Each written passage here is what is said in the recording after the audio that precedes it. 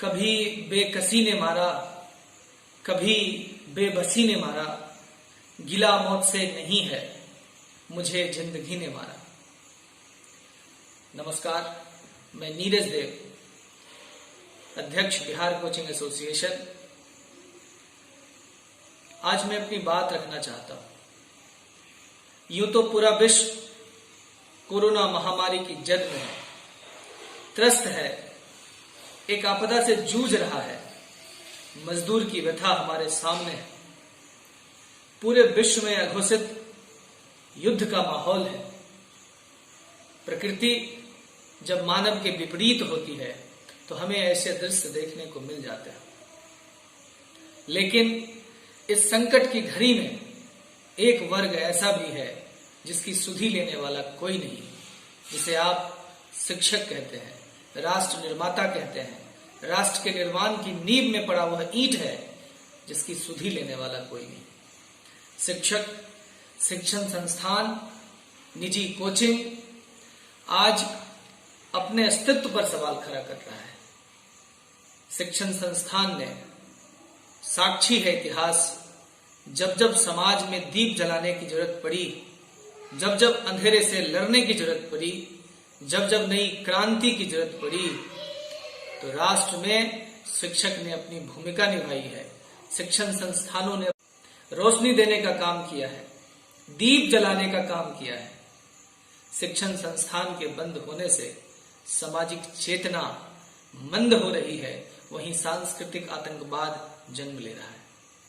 प्यारे दोस्तों, यह बात आज मैं आपसे इसलिए कहना चाह रहा हूं कि शिक्षक जागरूकता फैलाने वाले लोग हैं।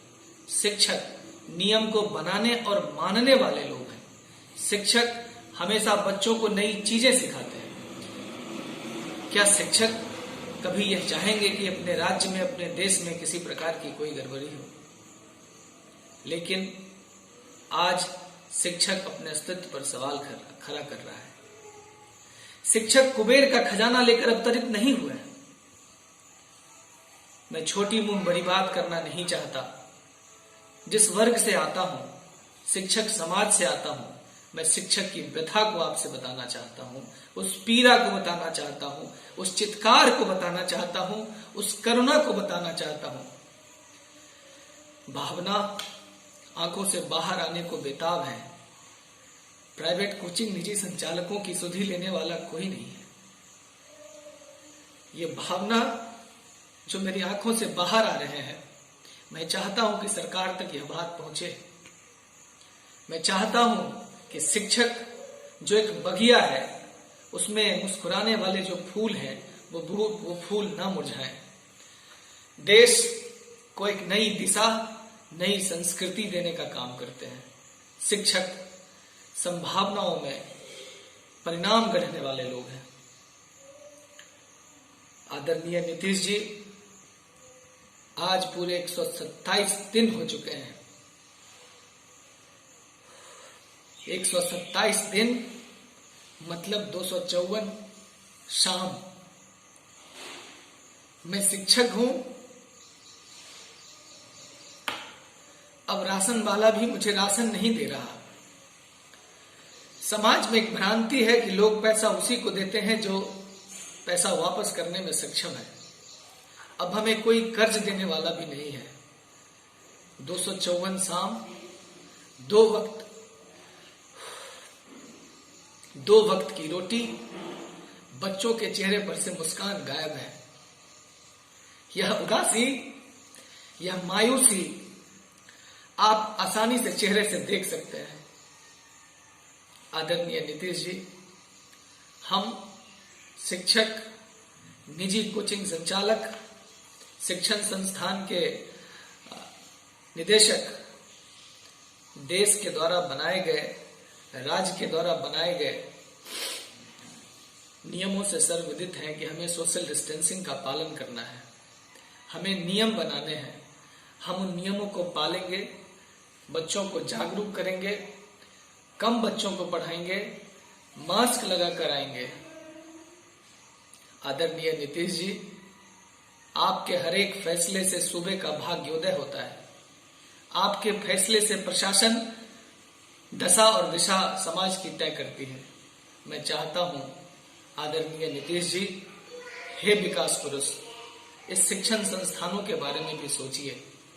जब से अनलॉक डाउन 1 हुआ है, समाज के लगभग हर वर्ग के चेहरे पर मुस्कान है, लेकिन मुस्कान गायब है तो सिर्फ शिक्षक के चेहरे से। मुस्कान गायब है छात्रों के चेहरे से। भविष्य अंधकार में दिख रहा है। हर रोज चिंता की लकीरें बढ़ती जा रही हैं। मायूस चेहरे बच्चों के सामने रोने को विवश हैं। कोई शिक्षक आत्महत्या कर रहा है, कोई सड़क पर सब्जी बेच रहा है, कोई फल बेच रहा है।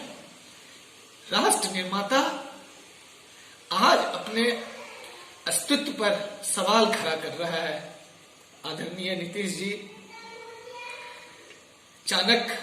महात्मा चाणक्य महाराज नंद के दरबार गए थे और उन्होंने कहा था कि देश लुटने वाला है, सब एक हो जाइए। किसी ने उनकी नहीं सुनी। फिर चाणक्य ने एक ऐसे राजा को जन्म दिया जिसने भारत के गौरव की गाथा लिखी। हम चाणक्य के वंशज हैं, हम अब्दुल कलाम के वंशज हैं, हम कबीर के वंशज हैं। हम निर्माण करना जानते हैं, हम बर्बाद करना नहीं जानते। हम आपसे करबद्ध प्रार्थना करते हैं, इस मध्यम वर्गीय और मध्यम वर्गीय के भी नीचे आने वाले हम जो शिक्षक किए, दिशा निर्देश जारी कीजिए। हम कृतज्ञता व्यक्त करते हैं और हम आपको आश्वस्त करना चाहते हैं, पूरी निष्ठा के साथ हम नियमों का पालन करेंगे। शिक्षक केवल अध्ययन और अध्यापन पर ही टिके हैं, लेकिन आज जो मजबूरी हमारे सामने है, हम हर प्रकार के काम करने के लिए विवश हैं। मजबूरी है, लाचारी है, बेचारी है।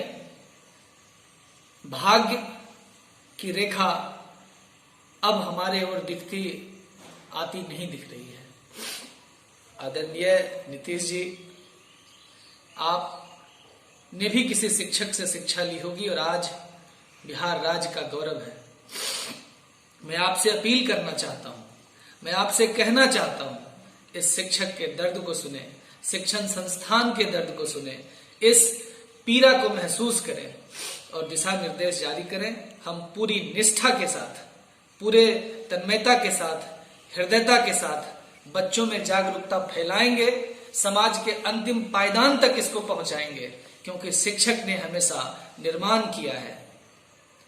अंत में मैं आपसे बिहार कोचिंग एसोसिएशन के अध्यक्ष होने के नाते, एक शिक्षक होने के नाते, शिक्षण संस्थान में कार्य कर रहे सभी कर्मचारियों के बदले मैं आपसे अपील करता हूं, इस पर सकारात्मक कदम उठाए जाएं और दिशा निर्देश दिए जाएं।